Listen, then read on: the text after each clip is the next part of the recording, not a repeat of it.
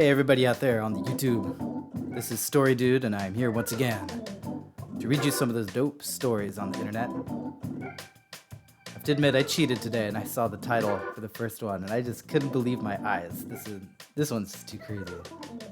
I cannot imagine any situation in which giving your stay-at-home mom wife a written performance review is acceptable, but who knows? As usual, maybe the story will unveil its meaning as I read it.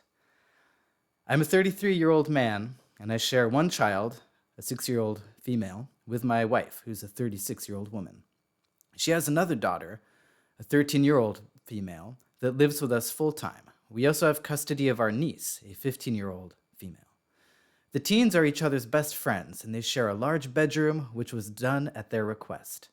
The dynamic here is pretty much mom and youngest against the teens, with me being the referee between everyone. My wife has taught the youngest that she can blame others for her actions to avoid consequences. She just says the word, and one of the teens will get punished without question. There's no doubt she is my wife's favorite. I love her, but she's becoming nothing more than an entitled brat. As just a mere example, my wife and I had an appointment we both needed to attend. When we came back, it was apparent that the pool had been used. They're not allowed to swim while we aren't home. As the youngest divulged, "Mommy, I was in my room coloring. I never went swimming." The teens said that was not true, that she had gone swimming as well. Only the teens were punished. My wife refused to give the youngest any type of consequence. I later found her wet swimming suit hidden in the garage. My wife and I argued. I felt strongly she needed to not only be punished for swimming, but also for lying. After a relentless disagreement, I was silenced as she gave the youngest a very minimal consequence. The lying, blaming, and favoritism ultimately caused the teens to act out, understandably. Most of their consequences are done by giving more chores, specifically the chores the 6-year-old has. Or as recent, they were removed from music lessons as a consequence. I believe they're so frustrated they don't even care when they verbally attack their mother after her unfair treatment towards them. After all, they already get blamed and punished for things they don't do. From my perspective, lashing out gives them a release. We've had countless tiring arguments. She'd either not see her faults or we'd agree to do this and that, but it was never actually done. I decided to write her a performance review as a stay-at-home mom. Her areas in need of improvement, well, it was a lot. But I touched on how she needs to listen better, stop being biased, be fair in all her decisions, stop making rash decisions without taking all 3 kids into consideration.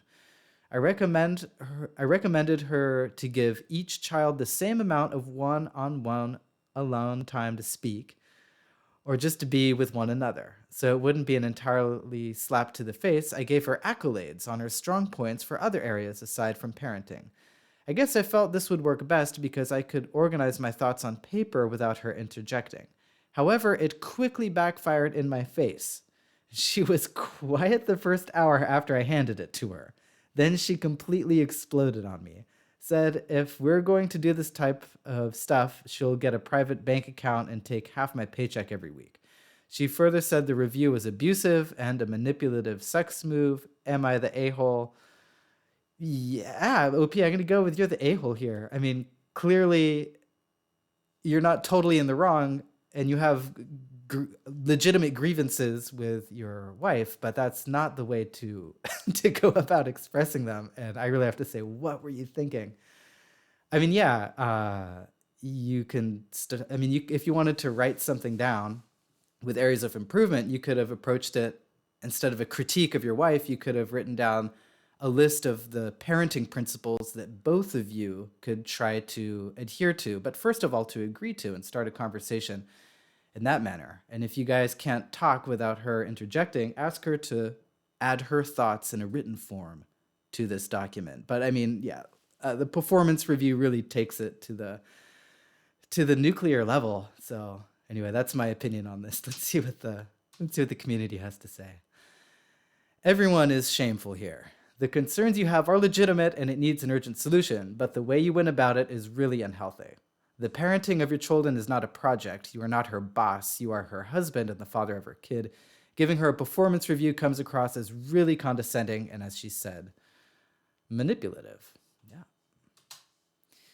Are you her employer? Because employers give performance reviews. Partners do not give performance reviews. Your family, including yourself, needs therapy. A lot of therapy. A lot of therapy. You're the a-hole. Yeah. Everyone is in need of improvement here. She should be listening better, but seriously, a performance review? What kind of reaction did you expect? You're treating her like a temp worker, not your partner. That was unbelievably condescending.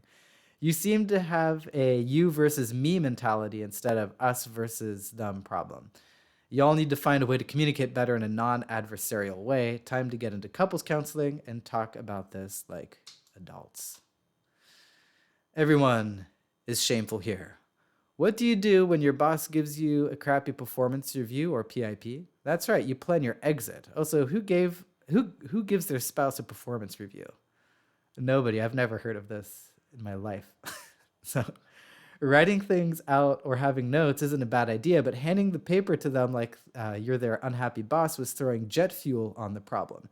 Maybe consider couples counseling or something. Edit, the wife won't do counseling and the MIL, blah, blah, blah, something. Sorry, I'm not allowed to say swear words on here. We keep getting flagged. I was ready to call you an a-hole, but I can't. I think you acted in desperation because you see your wife favoring the 6-year-old at the expense of the teens. You have the additional fear of the 6-year-old turning into a manipulative brat due to your wife's actions. But did it have to be a performance review? Couldn't you have just written her a heartfelt letter? You've got problems bigger than a pissed off wife. You've got 3 kids who all need a stable home and to be treated fairly and equally. And the teens need to be heard. Somehow you've got to convince your wife that family therapy is in order. I'm going to go with not the a-hole. Good luck. So, I mean, it's kind of the same opinion that everyone is expressing, except for, I think this commenter is being a little softer, but this conclusion is the same. Is 1, they have problems. 2, OP did not go about solving the problems in the correct way. So anyway, here's the next one. Am I the a-hole for announcing my pregnancy immediately after my sister? So this is an area of life that I just don't know much about, but I do know that there is some serious etiquette and diplomatic protocol surrounding the announcement of pregnancies in between women who are related to each other. So maybe I'll learn a little bit more about this topic through this story. My husband and I have been trying for our second baby for 2.5 years. We lost 2 pregnancies during that time, though we only told our families about the first. I'm incredibly grateful to now be 13 weeks pregnant and have been looking forward to sharing that news with my family. On Friday, we had dinner with my family, my sister, her boyfriend, and our parents, and we decided to share our news with them. I decided to wait until dessert so that we could leave shortly after telling everyone. Obviously, it's exciting news, but I was worried about all the emotions that could surface for myself and my husband. Right after we sat down to eat, my sister announced that she and her boyfriend are expecting their first child. I was thrilled for her and congratulated her, as did the rest of the family. Once things had settled down, I didn't want to waste the opportunity to have everyone together and thought it would be a good opportunity to keep the joy flowing, so I shared that I am pregnant as well. Our parents were so excited to be having 2 new grandbabies just a month apart, and I was super happy that my kids would have a new cousin. My sister was happy for me, but she left very soon after dinner and didn't stay for dessert. She called me this afternoon and told me that, as happy as she was for me, she felt like I'd done a crappy thing by taking away her moment. She pointed out that this is my second baby, and when I announced the first time, I didn't have to share with anyone. I didn't want to apologize because I don't feel like I've done anything wrong, but she finished out the phone call by saying that she didn't think I was really happy for her if I couldn't have let her have that moment and take another for myself later on. That really stung. I truly didn't see it that way. I saw it as sharing joy, not stealing it.